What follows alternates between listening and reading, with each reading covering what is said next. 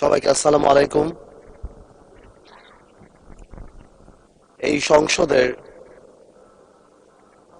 সবচেয়ে সবচেয়ে সৌন্দর্য হলো স্বৈরাচার সরকার, যার বিরুদ্ধে আমরা 15 বছর লড়াই করেছি, তাদের পক্ষের কোনো মানুষ এই সংসদে নেই। এই একটা জায়গাতে আমরা একটা কমন থ্রেড রেখে দিয়েছি যে আমরা সবাই গণতন্ত্রকে সামনে রাখবো,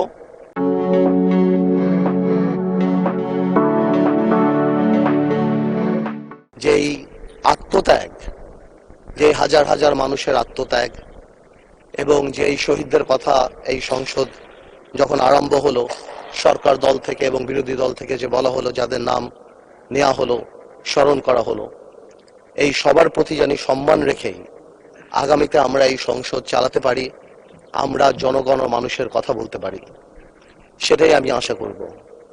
আমি দেশনেত্রী বেগম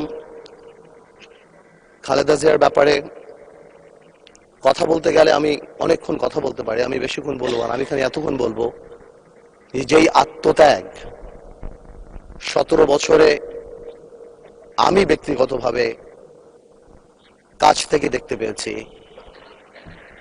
যেই কষ্ট এবং যেই দৃঢ়তা, আমার কাছে মনে হয় আজকে জাতীয়তাবাদী শক্তি যেখানে দাঁড়ানো, যে মরহুম বা মৃত দেশনেত্রী খালেদা জিয়া জীবিত খালেদা জিয়ার চেয়ে অনেক বেশি পাওয়ারফুল, অনেক বেশি শক্তিশালী।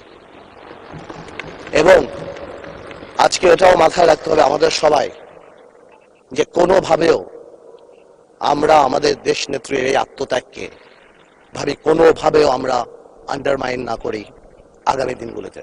আপনাদের সবাইকে ধন্যবাদ।